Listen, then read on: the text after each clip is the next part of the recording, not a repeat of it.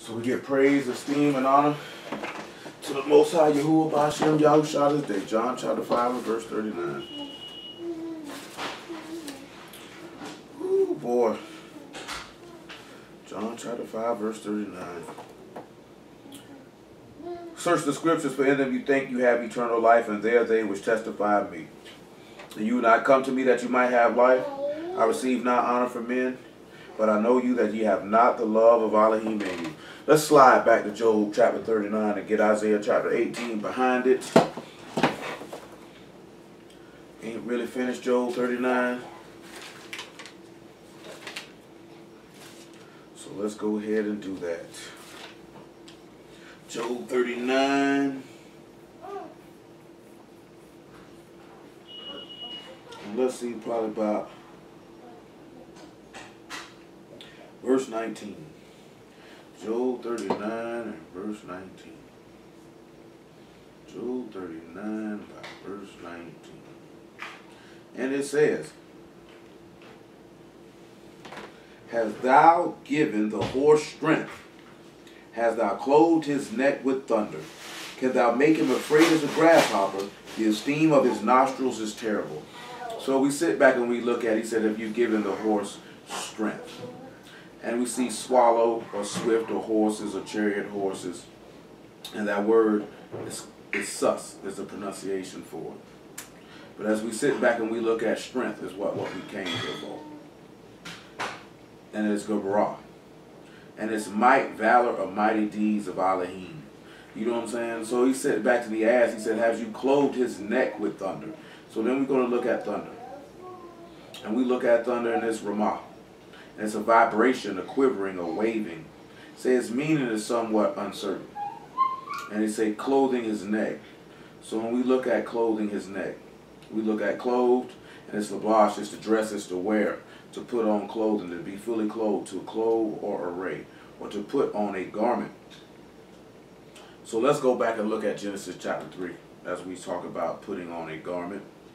Since this is in the forefront of my mind, talking about putting on a garment, let's look at that. So I pull something up real fast. Genesis 3, what did it about verse 6?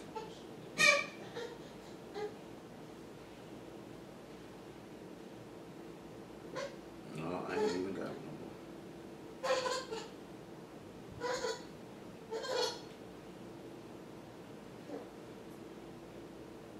Give me a second, man. What I'm looking for.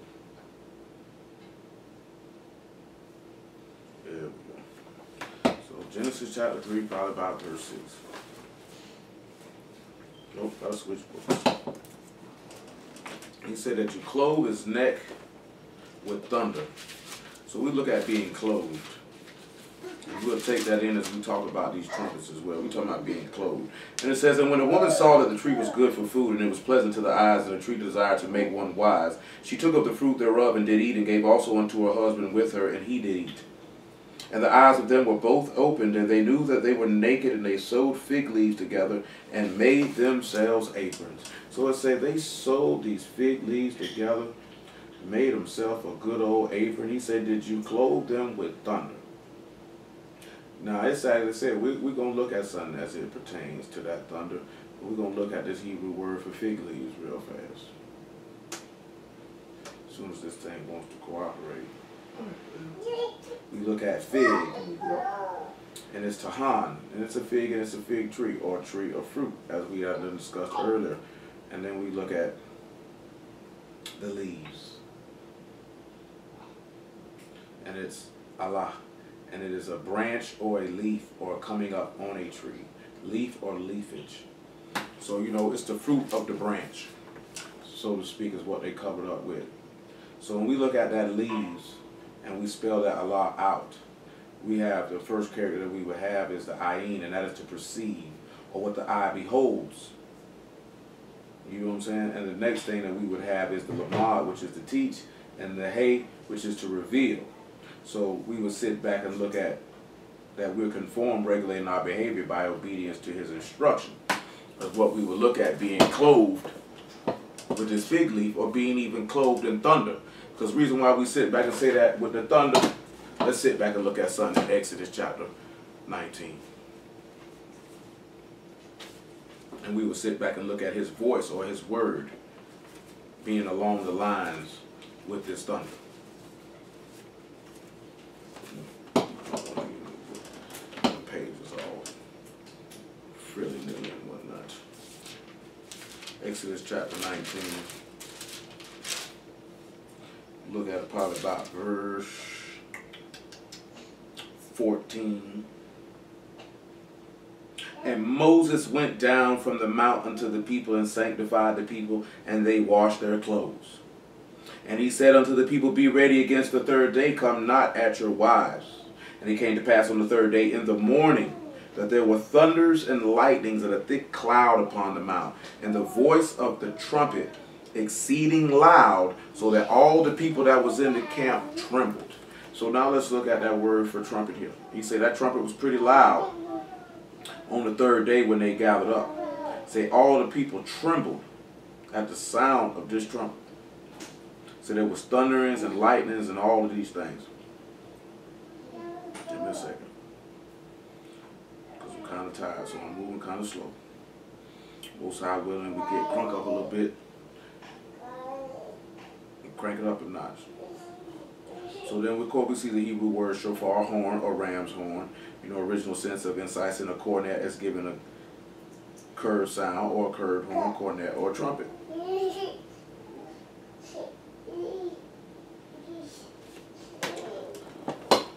So, let's look at something, I believe what it is. Matthew chapter 17. I'm sorry. It's John chapter 12. And the reason why we say this here about that thundering, say that you cover them with thunder. And we will sit back and look at how the word of Elohim will be comparable to thunder. His actual literal voice.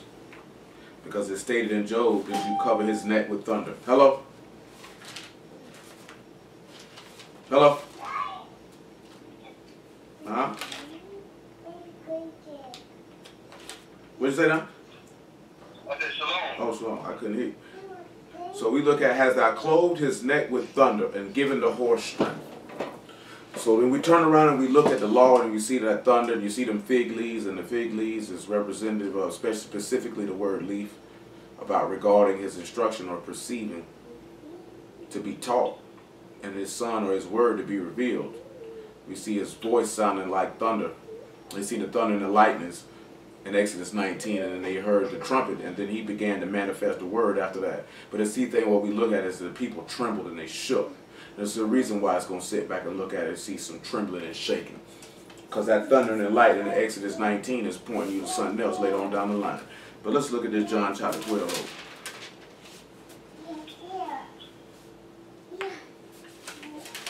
I seen some stuff today these dudes were going hard on the master. I don't even know if I even want to even discuss it. These niggas is crazy.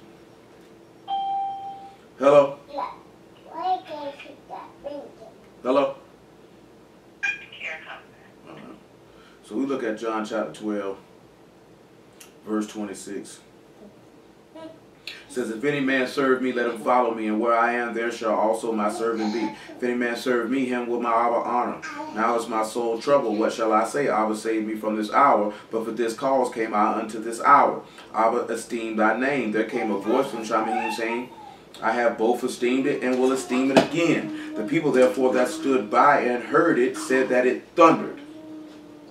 Others said, a Malachim spake to him. Now it's the same token as they sit back as Elohim got ready to speak to them in Exodus chapter 19. That they seen these thunderings and lightnings. His voice is thundering. Hold on, gotcha. What's happening with your mind? Alright, what's happening with your mind? It says voice thunder. Thunder. It's powerful. So we see in a situation where the Most High's voice is being compared to thunder. And he said, had you covered their neck with thunder. You know what I'm saying? Let's turn around and look at Mark chapter 3 about verse 13.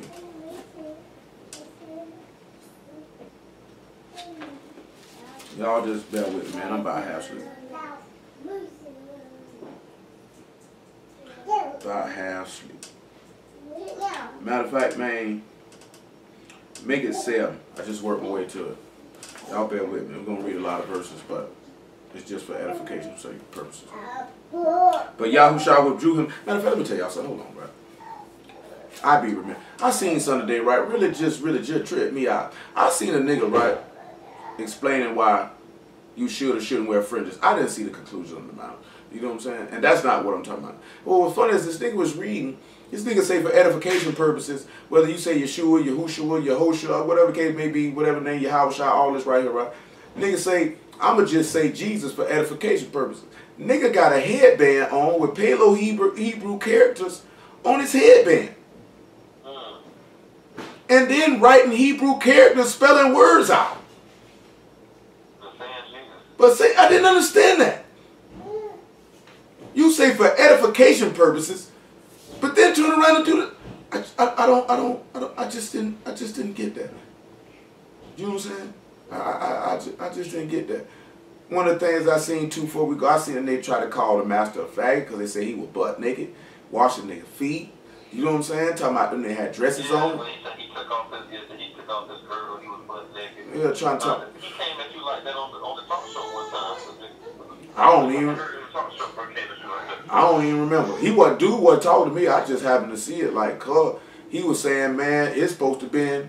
He say the master's supposed to been beaten and skeeting and everything. And he say the master must have been a homosexual because he told you not to lust after women. You know what I'm saying?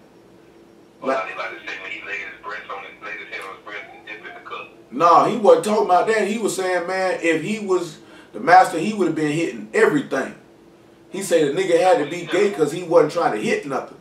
And that he had to be gay because he told you if you look upon a woman with lust in your heart, you could be in adultery with her. So he say, see, he got to be a homosexual. He was telling you not to lust for women. Now, of course, this individual is actually showing the lust that was in his heart and what type of time that he's on. You know what I'm saying? Then it was crazy. They played some nigga posted some old rabbi talking about the master buried under a banana tree. You know what I'm saying? And all this other crazy talking about we got the books and you're dealing in a fantasy. And it's crazy because it's a black dude who posted and I'm like, are you going to take this Caucasian's word, bro? You going to ride with a Caucasian, bro? Man, ain't even about all that. You going to ride with a Caucasian, bro? Like, really? Some of the stuff I be seeing people saying, you know what I'm saying? I said something to that dude who talking about show sodomites getting killed. Oh, it's a male cult prostitute. So you think a nigga tricking, he ain't selling his booty too? Like, come on, my nigga. Oh, that's a male cult prostitute. But nigga, that nigga a prostitute, nigga. I know it ain't too many women back in them days were trying to cop some penis. Hello? You see the dude coming on the mind post with the microphone? That's what I'm talking about. Hello?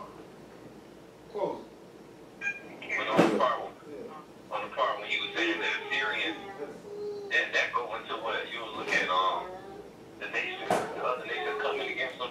Yeah. I'll deal with it one day, man. That nigga's a retard. I mean, that's easy. It was easy. That nigga just dumb. That nigga say a male cult prostitute ain't a homosexual. You show me a male prostitute, I'll show you a faggot.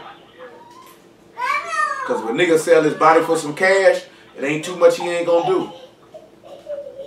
Bet that. You know what I'm saying? These niggas crazy out here. Mark 3 and 7 though. These niggas crazy out here, man. These niggas crazy out here. And Yahushua withdrew himself with his disciples to the sea. And a great multitude from Galilee followed him, and from Yehuda, and from Jerusalem, and from Idumea, and from beyond Jordan, they about Tyre and Sidon. And a great multitude, when they heard what great things he did, came unto him. And you sit back and look at that, and they coming from Idumea. Who coming from Idumea?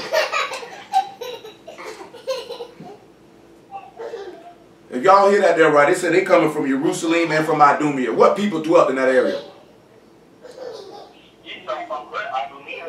Indeed. That is correct. Esau came from there. So that means Edomites was following after him, and the people who were dwelling there. Then it say from beyond Jordan, and they about Tyre and Sidon. So that's Hamites coming out of there too. So they just sitting back showing you, hold this right here, right? What is that there, man? Isaiah 49. Come on over here, Isaiah 49. Y'all just forgive me, I'm tired. We still holding Job 39, man, and we'll get to these ladies, man. Y'all willing, man. Isaiah 49, man. Look at verse 3, though, right? Just going right back to what the master said. This is basic. This ain't nothing too deep what we finna read right here, man. You know, so it's going back to the master say where he say, Father, esteem thy name. And he said, I have esteemed, because the son said he would be about to be esteemed. And let's look at what Yeshayahu seen as he seen his esteem and spoke of it. And he said unto me, thou art my servant, O Yasharal, in whom I will be esteemed. I don't know full well, people don't know if no full well he wasn't esteemed in us. We are stiff-necked people.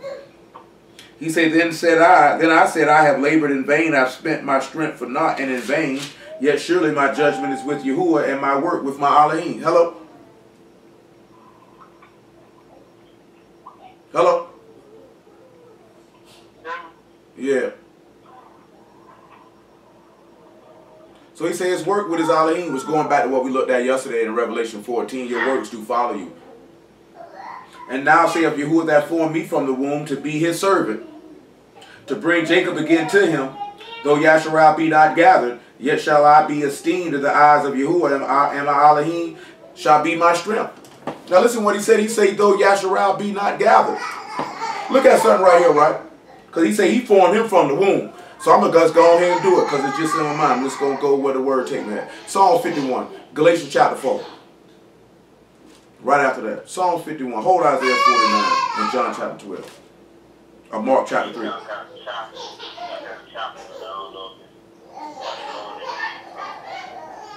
Nah, this might be the phone. Isaiah 51. He said he formed him from the womb. So we got to go ahead and see that then. Isaiah 51 and 5. Hello? Hello? Behold, I was shapen in iniquity, and sin did my mother conceive me. Behold, thou desire truth in the inward parts, and in the hidden part thou shalt make me to know wisdom. When this man said, I was shapen in iniquity, and sin did my mother conceive me. So where can we look at in the law to see that? Where can we look at the law and see to be shapen in iniquity and sin my mother conceived me? Anybody got any idea?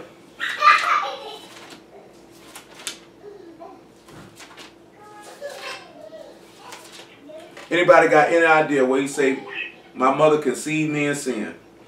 I was shapen in iniquity and my mother conceived me in sin.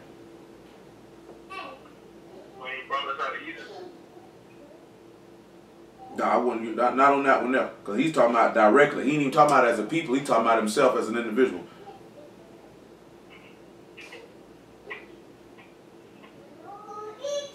Go to Romans chapter 7, verse 12. Now remember the word here is avon. It means perversity, depravity, iniquity, guilt, consequence of punishment of iniquity. So he said you were shapen in perversity. When we look at shaping as the twist or the whirl, or to be made, to bear, to be brought forth. We know what sin is. He said, well, you're going to look at conceive. And it says, yakam is to be hot, or to conceive, to be hot, to mate, or to become hot, of anger, to conceive sexually. So let's look and see, right? Romans 7 and 12. And after Romans 7 and 12, Genesis chapter 2 and verse 6. We still got Galatians 4 behind, and Psalm 51 and Mark chapter 3.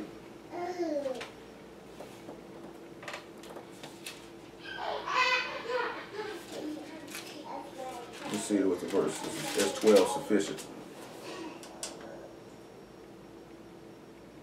Make it verse 14. Well, 12 is cool. Wherefore the Torah is Kadesh, and the commandment Kadesh, and just and good. Was then that which is good made death unto me? Elohim forbid. But sin, that it might appear sin, working death in me by that which is good, that sin by the commandment might be exceeding sinful. For we know that the Torah is spiritual, but I am carnal, sold under sin. He say, I was shapen in iniquity, and in sin my mother conceived me. When we look at being shapen in iniquity, it means shapen in flesh. Because in his flesh dwells no good thing. The flesh desires to be lawless. That's why he say the works of the flesh are manifest in their deeds.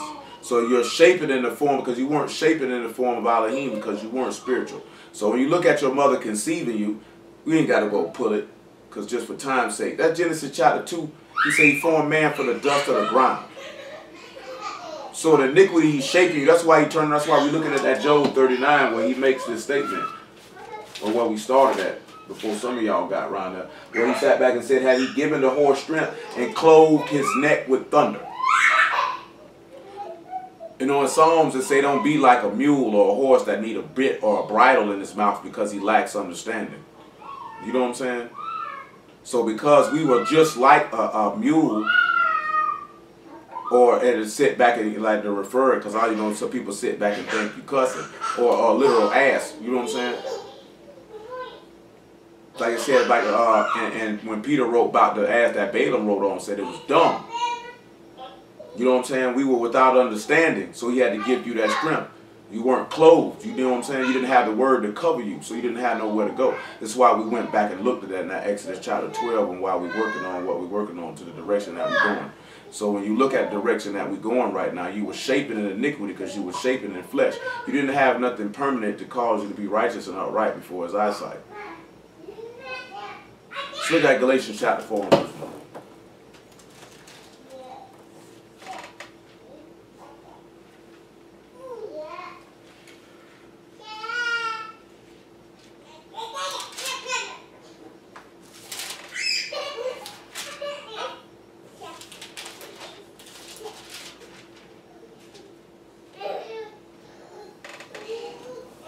Now I say that the heir, as long as he is a child, differ nothing from a servant, though he be master of all. But is under tutors and governors until the time appointed of the Father. Even so we, when we were children, were in bondage under the elements of the world. But when the fullness of time was come, Elohim sent forth his son, made of a woman, made under the Torah. You look at made of a woman, we know he came from the earth. You know Jerusalem is the mother of us all. So we see made of a woman. Adam was made of a woman. He was shaping, because his mother conceived him in sin. Meaning the flesh. You know what I'm saying? Not that he came out transgressing, but that he was conceived being fleshly, carnal. As he told you in 1 Corinthians 15, the first Adam was earthy. You know what I'm saying? The second Adam was spiritual. So again, this is going back to something that we talked about a couple weeks ago. Last week specifically, about the transition and the conversion and the change. So, you know, in 1 Peter chapter 1 about verse 22, he tell you to change from being a corruptible seed to incorruptible. You know, a lot of our problem is that they don't want to take that change on. That change necessitates the elimination of many things: rebellion, pride, stubbornness, idolatry, lack of self-control. Faith has to be established, and many, many other things that if a man lacks, he will not be saved. The biggest hindrance to this people is pride and rebellion. That's why he said you got to try to cover you in thunder. When you sit back and you look at it, it said the people said this man's voice sounded like it thundered. You know, thunder, and it said in Exodus 19 that when the people heard that thunder, they trembled. And then the trumpet blew. And we'll sit back and look at that when the master come back, that same thing will happen again. That there'll be thunderings and lightnings. And the people will tremble. And then the trumpet will blow. You know, I was asked about the blood moons. You know what I'm saying? Somebody asked me about them blood moons, and I'm like, them blood moons ain't nothing but a construct of men. This man ain't told you to look for no blood moons, or told you that there will be blood moons at certain periods of time. That man told you when the sun come back, the moon will be turned to blood. But he ain't told you nothing about no blood moons at periods of time. And people look at that stuff and see them blood moons and be like, oh, he's coming back. That man never told you that. That man never told you. That's not what the master told you. So, you know what I'm saying? It go to show that sometimes we look for the wrong things. You know what I'm saying? People going to be looking for the wrong things at this man's return. And it's going to be to their destruction. because they're not going to know what to be looking for. They're not going to be knowing what to listen to. And they're going to fall. Come on back to Mark chapter 3.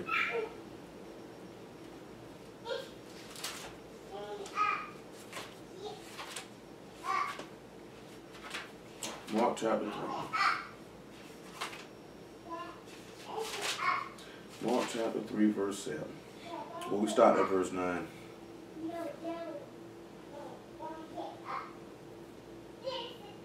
And he spake to his disciples that a small ship should wait on him because of the multitude, lest they should throng him.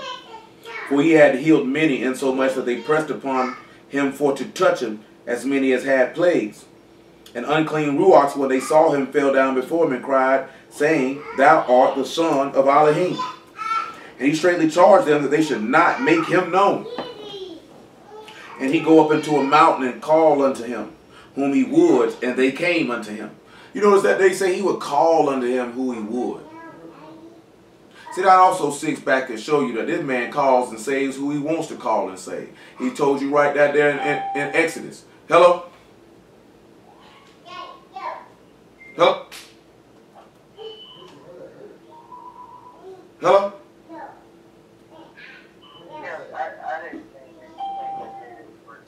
Yeah. Hello? Hello? Shalom. So, Exodus 33 say he had mercy on whom he'll have mercy and compassion on whom he'll have compassion. So he called who he want to call. But he also told you in Yeshayahu that when he called, they didn't answer. And when he spake, they didn't hear. But they chose to do evil before his eyesight. So you have to also take that into account too. Then you also have to take into account that many are called and few are chosen. Because Judas was called too, but he wasn't chosen. Hello? Hello?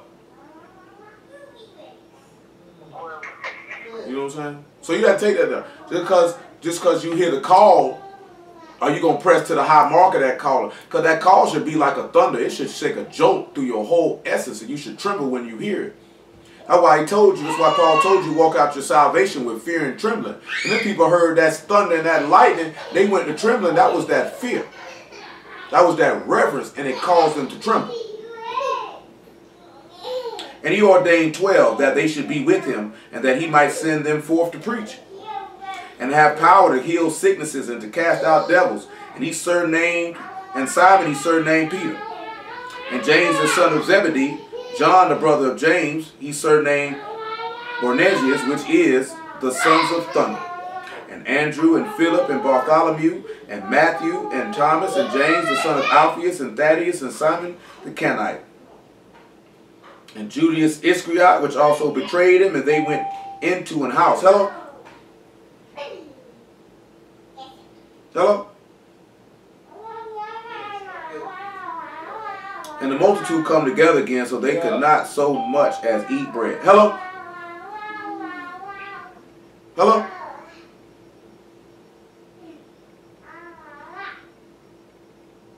And when his friends heard it, they went out to lay hold on him. So they said he is beside himself. You know, oh man, hold on a second. Dang, I ain't bring that in here with me. Oh man. They say, you know, you see that right there? They say, man, they say his friends say he's beside himself. We look at him and say he got the sons of thunder, right? No, I'm supposed to have sent it to me. He ain't sent it to me. Hello?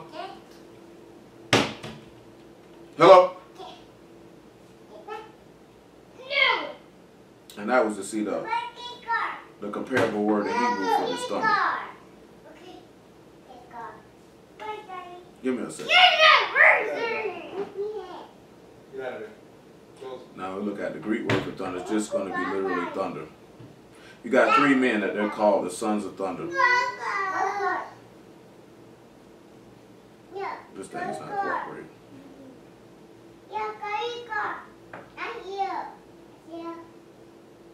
I don't know what's wrong with this thing right now, man. It's really aggravating me at this time. When we look at sons of thunder, we already looked at thunder earlier. The word is Ram in Job 39. Y'all get out of there. But this thing ain't cooperating. I'm going to have to do this in a different way. Come on around here to Revelation chapter 11, about verse 14. You go bye-bye? Revelation 11 and 14. I'm going to have to do this a different way. He picked 3 men and he called them the sons of thunder. Let's see why he would call them that. Also going on that he sat back and said he covered a man in thunder. And we're still talking about the leaves.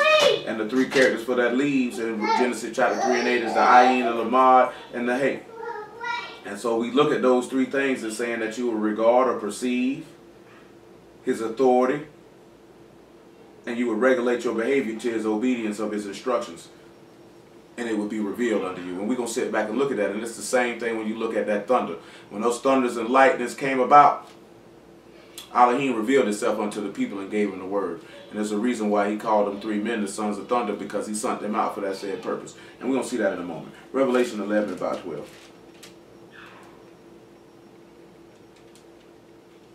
And they heard a great voice from Shamahim saying unto them, Come up hither. And they ascended up into Shamahim in a cloud, and their enemies beheld them. The same hour there was a great earthquake, and the 10th part of the city fell, and in the earthquake was slain of men 7,000, and the remnant were affrighted and gave esteem to the Elohim of Shamahim. The second woe is past, and behold, the third woe come quickly. Hold on one second. And the 7th Malachim sounded. There were great voices in Shamahim, saying, The kingdoms of this world are become the kingdoms of our Yahuwah, and of his Mashiach, and he shall reign forever and ever. So we know when this 7th Malachim sounded, he sounds off this 7th trumpet. Now back yourself up to Matthew chapter 24 and about verse 26. Yahuwah will not make all this tie in together before we depart from here. It's 8:04. This computer finna die. It don't really matter. I ain't using it no way. It's just uploading the video. 24. And there it is. And 26. For as lightning come out of the east and shine unto the west, so shall also the coming of the Son of Man be. For whatsoever the carcass is, there will the eagles be gathered together. Immediately after the tribulation of those days shall the sun be darkened, and the moon shall not give her light. And the stars shall fall from Shamahim, and the powers of Shamahim shall be shaken. And then shall appear the sign of the Son of Man in Shamahim, and shall all the tribes of the earth mourn, and they shall see the Son of Man come in the clouds of Shamahim with power and great esteem. And he shall send his Malachim with a great sound of a trumpet, and they shall gather together his elect from the 4 winds, from one end of Shamahim to the other. Now again, I just mentioned to y'all those blood moons. That's showing you that the blood moons ain't got nothing to do with nothing. When this man tell you that the moon will be turned into blood, this is referring to his coming. You can look at Isaiah 34 for that if you choose to want to see that. But that's what that's referring to. Let me pull this word up for thunder real fast. Make sure it's not a different one. Because my thing ain't tripping. See if I can get to pull that Greek word up for it in a minute. Because he definitely is not cooperating right now at this point in time. So now we have a different word for it.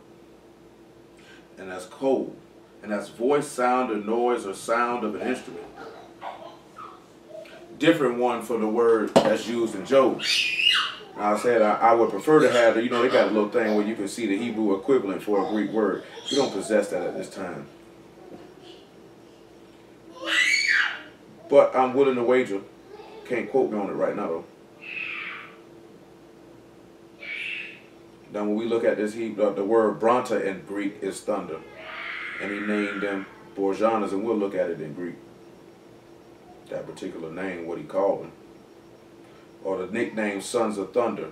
The name seems to denote a fiery and destructive zeal that may be likened to a thunderstorm.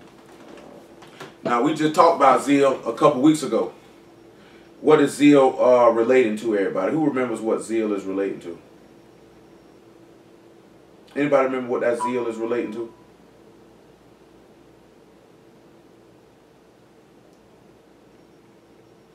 That would be dealing with jealousy. Come over here to Job chapter 26. And about verse 10. Matter of fact, make it about verse 8. Make it 5. Job 26 and 5. When we sit back and he called them the sons of thunder, these men are sons of zeal, or the sons of his voice, sons of his power.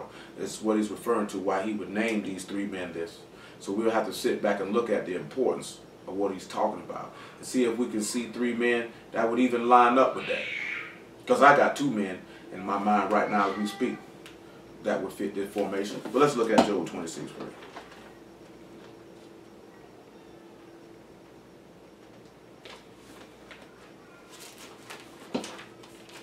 Job 26 and 5. That's Psalm 26. That's definitely not going to work. Dead things are formed from under the waters and the inhabitants thereof. Yeah, I remember this, as we done went over that before. That's talking about baptism. Hell is naked before him, and destruction have no covering. We always need to remember that he told, we read it yesterday in Hebrews chapter 4, man, that all things are naked and open to him whom we have to do. The same way why you see Adam and Eve grabbing that fig leaf to cover themselves. He stretched out the north over the empty place and hang the earth upon nothing. He bind up the waters in his thick clouds, and the cloud is not rent under them. He hold back the face of his throne and spread his cloud upon it. He have compassed the waters with bounds until the day and night come to an end. The pillars of Shamahim tremble and are astonished at his reproof. Yeah, remember that there. You just read about a great earthquake that he caused to hit this city, which was that second woe before the man came. So you need to remember that. He divided the sea with his power, and by his understanding he smite through the proud. Now look at that right there. He say by his understanding he smite through the proud. So now we're going to have to look at how by his understanding he smites through the proud. Bear with me, because it's about 3 things we got to tie it together and finish up before we depart from here. He say by his understanding he smites through the proud. 1 John 5 and 20, let's look at his understanding.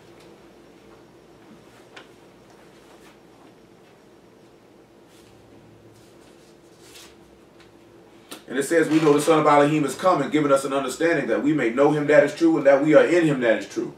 Even his son Yahushua HaMashiach. This is the true Elohim in eternal life.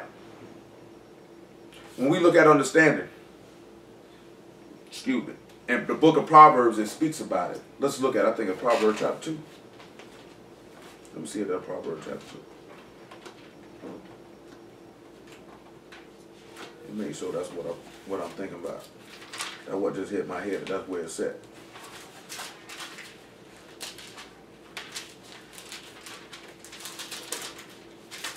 You see if it ain't 2 or 3.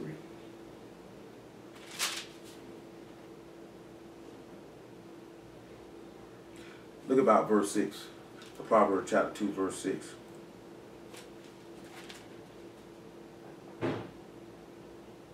It says, for Yahuwah give wisdom out of his mouth.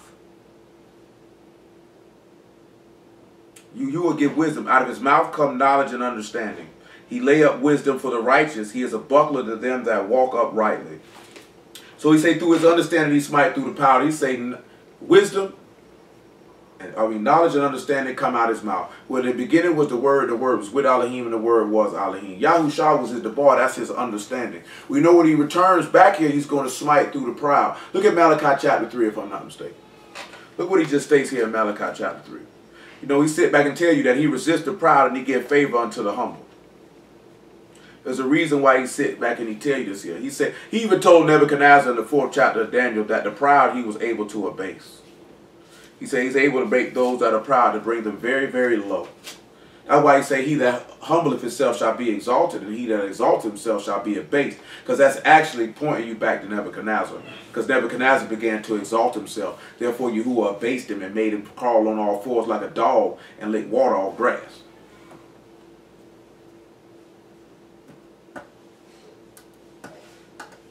Malachi 3 and 1. Behold, I will send my messenger, and he shall prepare the way before me, and Yahuwah whom you seek shall suddenly come to his temple, even the messenger of the covenant, in whom ye delight in. Behold, he shall come, saith Yahuwah of hosts. But who may abide the day of his coming? Who shall stand when he appear? For he is like a refiner's fire and a fuller's soap. And he shall sit as a refiner and a purifier of silver. He shall purify the sons of Levi, and purge them as gold and silver, that they may offer unto Yahuwah an offering in righteousness. Then shall the offering of Yehuda and Jerusalem be pleasant unto Yahuwah, as in the days of old, as in the former years. And I will come near to you to judgment, and I'll be a swift witness against the sorcerers, and against the adulterers, and against the false swearers, and against those that oppress the hireling in his wages, the widow and the fatherless, and turn aside the stranger from his right, and fear not me, saith Yahuwah of hosts.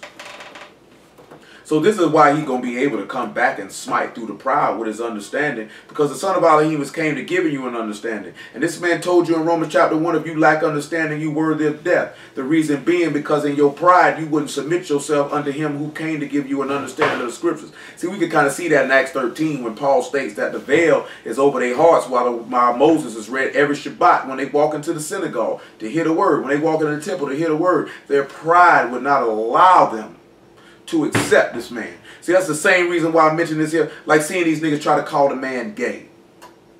And try to call the man this and call the man that. Because their pride will not allow them to accept. And he say he will come near to them to judgment and be a quick witness. A quick witness. Well, we don't know. In John chapter 12, verse 44, he said, he that received me, received him that sent me. And whoever don't want to hear my word, that same word will judge him in the last day. Because we know Revelation 21 says sorcerers and adulterers and all of these people will find themselves in a lake where the fire burns with fire and brimstone. I'm finna say where the worm dies not and the fire shall not be quenched. This is where these people are going to reside at, because of their pride. We mentioned that in Revelation 9, that even when all these plagues hit these men, they didn't repent for their murderers or their fornications or their idolatry, that they shouldn't worship devils or make gods with their own hands. So this man is going to come and smite through you for this. You know, he told you in Revelation 11 that he would be quick in the understanding of Yahuwah, and these are the 7 ruachs of Yahuwah. So when we walk in pride, this man is going to come and he's going to smite you through with his own son, because Yahushua is his understanding. That is his insight. Come on back to Job 26. Verse 13. By his ruach he hath garnished the Shamahim, and his hand hath formed the crooked serpent. Lo, these are part of his ways, but how little portion is heard of him, but the thunder of his power, who can understand?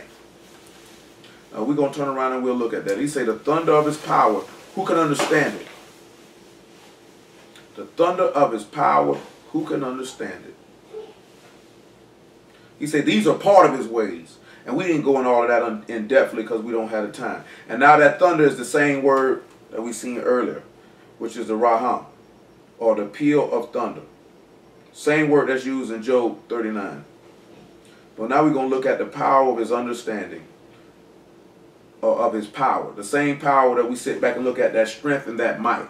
So he called these 3 men the sons of thunder, that had that zeal, that have his power. And he said, who could be able to understand it? Let me see what those 3 men named, because I think one of them is in another location. Give me a second. I think one of them, something just hit my head with one of them. Got James, the sons of Zebedee, John, the brother of James. And it's just them 2. I said this would be 2. Huh? Yeah, it's just 2. Yeah, it's just 2. And you know, now when you sit back and you look at this here, right, those that had the thunder of his power and his zeal and his understanding, because it was 2 men came to my head that would be representative of this. Anybody got any idea what those 2 men would be? That had that same zeal and passion that these men supposed to have by him calling them that? Elijah? That is one of them. That is correct, sir. That is correct, sir. So who the other one would be?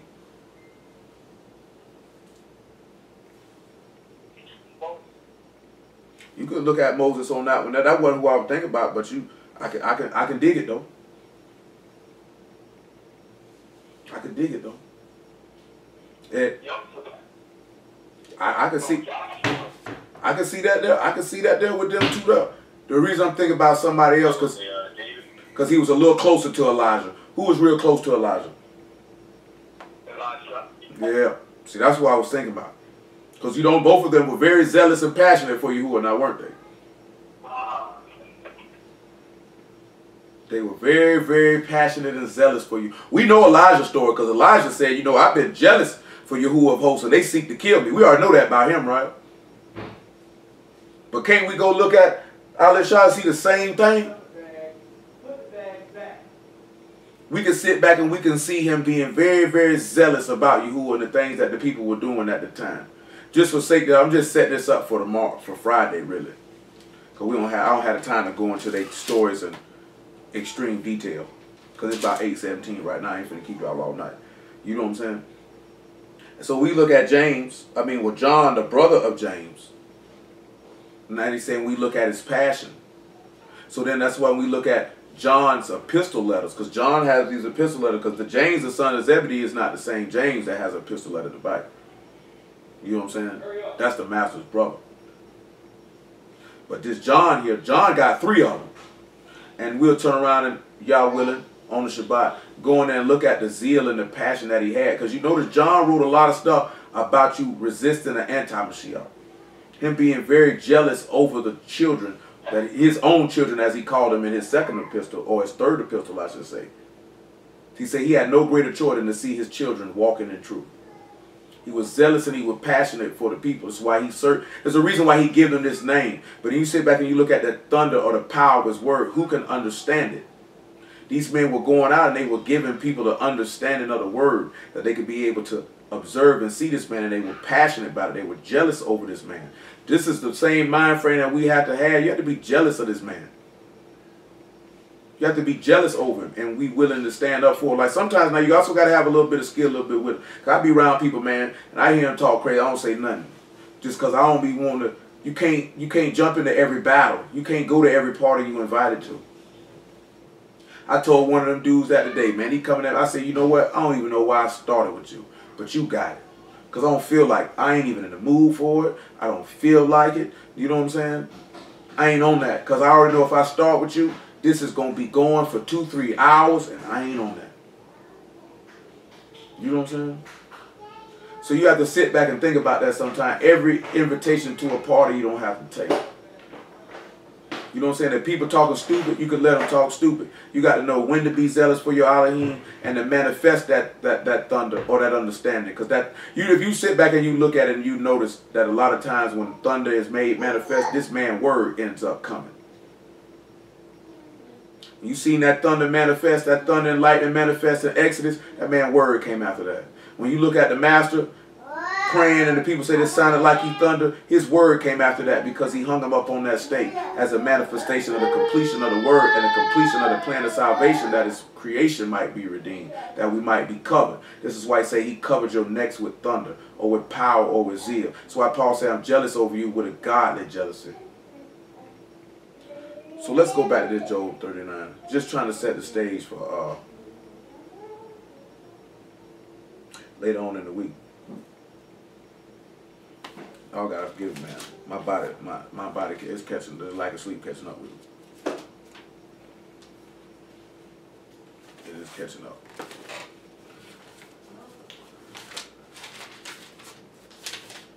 So we look at Job 39 and 19 again. He said, hast thou given the horse strength? Hast thou clothed his neck with thunder? So we have to sit back and look at, has this man gave us strength? Has he clothed our neck with thunder? Or clothed our neck with his voice or with his word? And that's what we were looking at when it came to this fig leaf. About how it regards the authority that we conform and regulate ourselves by the obedience to his instructions. So Romans chapter 12 and verse 1. So when we see that thunder, we got to seek to be clothing ourselves with his word. You know, he told you, the flesh profited nothing. The words that I speak unto you, they are Ruach and they are life. You know, we look at Romans 8 quite regularly about if the Ruach or Mashiach is in you, then you'll be resurrected from the dead. But if it's not, then you're none of his. Because your objective is to seek to have your garment. To seek to have yourself covered. Where this man Ruach is where you'll be covered at. You know, a lot of brothers be worrying about having their fringes on, having their Hebrew garments on, all that stuff. And if you want to rock it, that's cool. But that ain't what got you covered, though. There's nothing wrong with embracing your culture. The problem comes in that when the embracing of your culture has nothing to do with embracing the heritage and the righteousness of him who gave you that culture in the first place. Because we end up as a people, our biggest mistake has been from the beginning that we caught up in the outward and not the inward. That's what we be messing up at. You know what I'm saying? He says he clothed your neck with thunder. Are you clothed in this man's word? Does this man's word envelop you? Are you enveloped in it? That's what's covering you. Because through that there, you'll have strength. Because we dealt with this before. Where the word of the king is, there's power. There's his strength. He said that strength will be able to cause you to what we talked about yesterday, which is to retire or to endure or to stand. At the end of the day, man, you have to stand through whatever it is that you're dealing with. You know what I'm saying? Because it's a lot of stuff men be dealing with. You know what I'm saying? Like, we talk about this all the time. Well, not as much lately. Do we even sit back and really consider that your behavior could be blaspheming your Elohim? The things that you do, the moves that you make, the words that you speak. Do you sit back and realize, it's like Paul say, don't have another occasion to cast a stumbling block in the way of your brother? Are you sitting back and you looking at, if you doing this, that, there, and the third, are you casting a stumbling block in front of somebody? Is what you saying or doing, could that cause somebody, if they were weak, to put the book down? Do you think about that? Do you consider that? Do you look at things like, no matter how minute or how great it is, do you actually consider how your actions could affect another person? You know what I'm saying? That's what I told you the other day, man. I was looking at, you know what I'm saying, finished looking at that interview with that nigga Damon Dash, man. I tell you, like, niggas walk around, this nigga say, yeah, man, they think you bitter. They think you mad. He's like, man, for what? Bitter for what? You know what I'm saying? If I state something on the matter and we discuss it, then that's just it. It just is what it is. That doesn't mean that I'm mad. That doesn't mean that I'm bitter. You know what I'm saying? Man, say I can sit down and we can conversate like men and then go about our business. You know what I'm saying? I felt him on that because I'm like that, because I ain't never been like that. I ain't finna be walking around mad with nobody. That stuff detrimental to your health. It's detrimental for your mental health and your physical health. You know what I'm saying? I ain't finna be walking around mad with nobody. Like for me, once that's over with, man, that's over with me. You know what I'm saying? It's things that sometimes it's like this here, it just certain stuff, if I see it, just pisses me off. You know what I'm saying? Like, you know what I'm saying? We supposed to be better than this. Or this like with our people. Like even sitting back looking at, man, because I don't watch a lot of TV, so much of the stuff that I've been catching, sitting back seeing how these people murk a man while he reading a book. And then the stuff, screw white people. Because what they bringing, I don't expect nothing different. But how our own people speak about it, like there's no justification for murdering a man while he's reading a book, waiting to pick up his child from school. You know what I'm saying? There's no justification for shooting a man while he's fixing his car on the side of the road. You can't justify that. You know what I'm saying?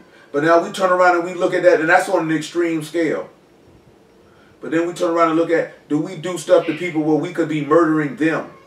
And we claim that we serve the living Elohim.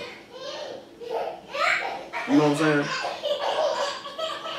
Shoot, well, you're going to have to wait on that one there, because I ain't going to sit back and lie to you that I'm going to be able to do that tonight. I ain't going to sit back and lie to you tonight. Do we sit back and look at the things that we say and do could be murdering the faith or murdering the inward parts of people who we claim are our family members, who we claim that we love and care about? Because I'm going to tell you something, right? And I mentioned this to y'all when I was going through that, having that Ruach and heaviness on me, right? It was, at least with one individual, which y'all know of, I was there for him to an extent, but not as I would have been if I wasn't dealing with that. You know what I'm saying? Like if I know one of y'all dealing with something, like, and I know it, I'm going to come see about you. You know what I'm saying? If I know you dealing with it, you ain't got to call me or tell me, I'm going to come see about you. And even the more so, if I was dealing with something and you came and seen about me. You know what I'm saying? See, I don't forget stuff like that. I remember stuff like that. If I was going through something, dealing with something, and you was there and you rode with me on that, or I'm gonna ride with you all the way live. You know what I'm saying? And I'm gonna come see about you regularly and consistently. You know what I'm saying? Straight up. Because that's just what type of nigga I'm in. That's without the word. Nigga can't ride for me and do nothing for me, boy, and I just toss that under the rug like that's nothing. I ain't gonna never forget that. Do you know what I'm saying? But you'll have a friend for life. I ain't gonna never forget that. You know what I'm saying? It's people who I ain't seen in years, man, that held me down when I was younger, man, that they could get anything from me if they seen me, boy, and they needed something or were going through something, because I don't never forget that. That's just me, though. Well, if you down with me, I'm going to ride with you all the way live. And if you down, I'm down, and I ain't going to be straight till you straight. Because that's going to bother me. You know what I'm saying? Straight up.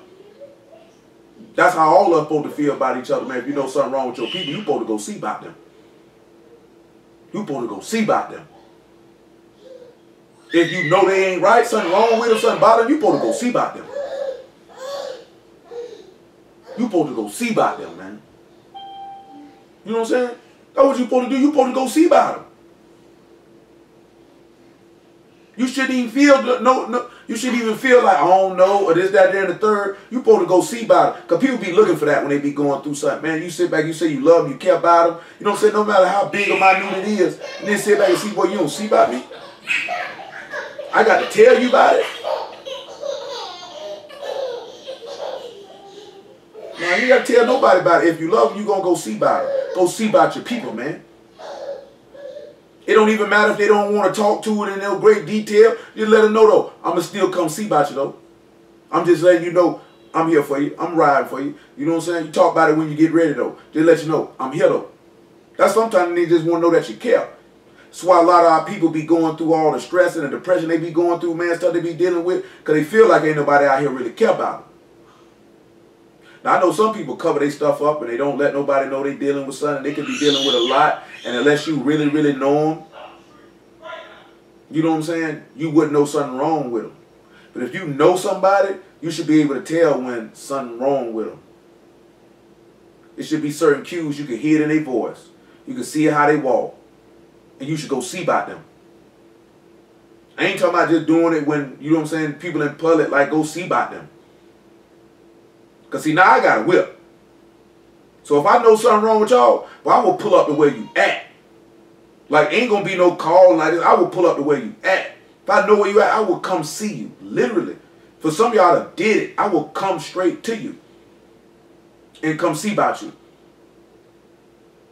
And ain't nobody got to know that I came and seen about you or nothing, because it ain't about all that there. I just know something wrong with you. I got to come see about you. And that's without the word. You're supposed to feel like that without the word. The word shouldn't even necessitate you doing that. It should accentuate it. Because you should already have that type of heart in you if you say you love or care about somebody. That's my friend. That's my people. That's my nigga. I ride with you. I rock with you. You know what I'm saying? But you can't sit back and say you're a real individual and you know your people hurting and you don't go see about them. You can't say you love somebody and you see they hurt and you don't go see about them. You're supposed to care. If your people hurting and you don't bother you and you don't care, something wrong with you. Because your master seen you hurting, boy, he came and seen about you, literally. That man say, I'll come from off on high and come see about you. Pull up, right up on you and come see about you. Because he was concerned with it. It bothered him that you was hurting. So he wanted to come see something about that, to comfort that. Now, why we don't turn around and do the same thing? Because that's what he did, but we say that we are this man, though.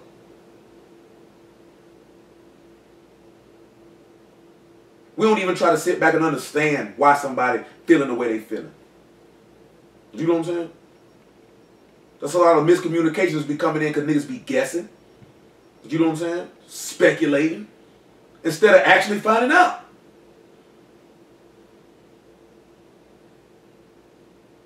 That's where a lot of stuff come in at, is speculation and guessing. Instead of just asking.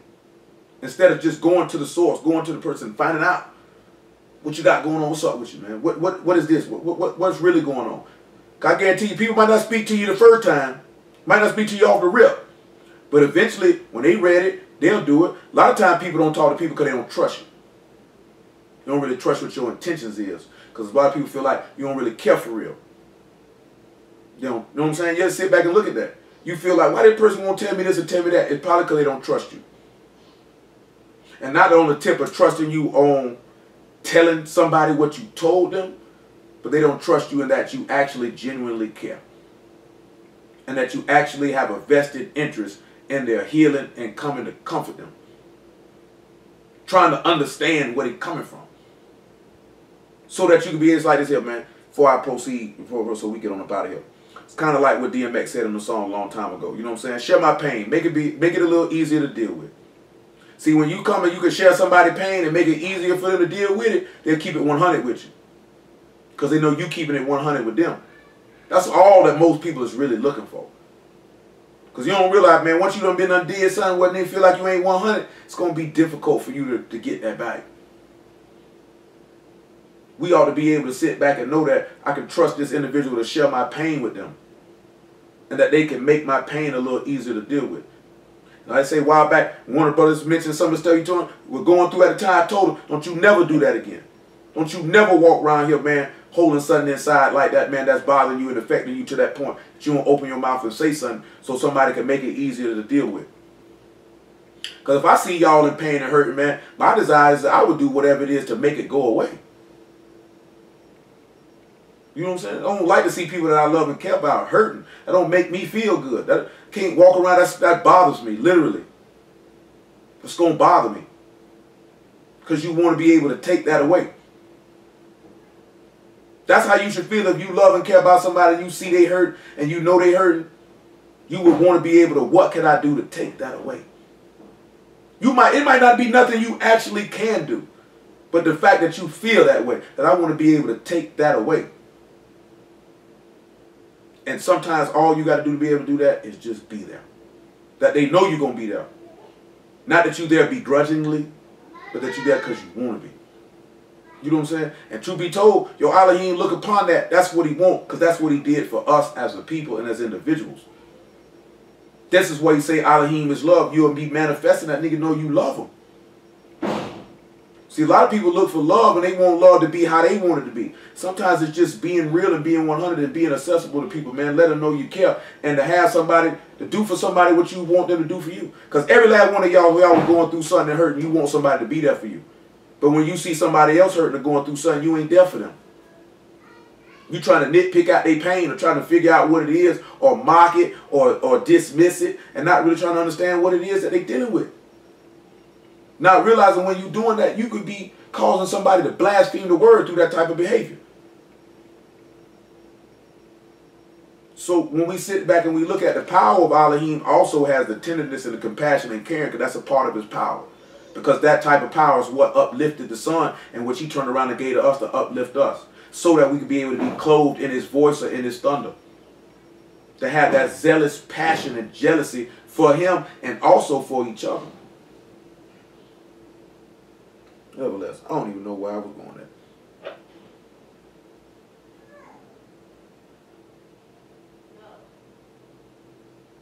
Look at that, Revelation 16:15, it's about 8:35. I don't even remember. Come back to Isaiah 49. That's what we got to finish. Got to finish that. When we were talking about him coming around there to them all them Gentiles coming from all them different places. But we looked at how he say he formed them from the woman, though he say Yasharal be not gathered. And see, that I'm going to take that, and that's going to that John chapter 10, about verse 16. He say there are other flock, another fold, which is not of this fold. And I got to bring that together so that there might be one shepherd and one fold. Or when the master said this, or when Peter them said at this time we restore the kingdom back to Yasharal. When the master came, Yasharal had not been yet gathered. As we already read in Matthew 24, he said, I gathered you from the four corners of the earth. And then that goes back to John 12 when he said, you'll be esteemed in the eyes of Yahuwah and his Elohim will be his strength. Because it was his faith in Yahuwah which caused him to be able to endure the state. So that he could perish and that his blood be spilled. So he could resurrect from the dead and redeem us from death. So we have to sit back and look at when we dwell in the Son, that esteem rests on us and now he becomes our strength. For us to be able to endure and stand on all things. You know what I'm saying? Because you sit back and look at it, right? The hallmark of individuals' faith is when they go through afflictions and persecutions and sufferings. Those who go through those afflictions, persecutions, and sufferings and sin not, you could actually see that the strength of Elohim is resting on them. Because they, instead of leaning on themselves or leaning on their flesh, they leaned on him and resisted what the flesh wanted when these low times or periods came about. Verse 6, and he said it should be, and he said it is a light thing that thou should be my servant to raise up the tribes of Jacob and to restore the preserved of Yasharal. I will also give thee a light to the Gentiles, that they may be my salvation, that thou, may be my salvation unto the end of the earth. So this is another reason why you see these people coming up all these places, following him. Because, you know, the Gentiles were in darkness, strangers to the covenant. They didn't have no hope in none of that. They didn't have no hope in any of that. See, of course, you know, we sitting back and we looking at, you know, Yom Torah, you know, more trumpets just passing. You know what I'm saying? And we looking at the things that go along when these trumpets get blown. And we see that the thunder and lightning is along with that. And that thundering is the thundering of his voice, which goes along to when he said he would give a great shout. And like I say, you who are willing, we'll look more in depthly into the sons of thunder. Line them up with Elijah and Elisha. And show you why he gave them certain names. And then, of course, we could even be able to pinpoint certain stuff with James and John and line them up with Elisha and Elijah, you who are willing. You know what I'm saying? And we'll go a little bit more in depth with the covering of the leaves and all these things. It's getting a little late. We'll let y'all go. We stop it right here. You know, praise Yahuwah by Hashem Yahusha. Just got something rolling on the Shabbat. You know, Hosea chapter 1 and chapter 3 is the reading that we'll deal with Saturday afternoon.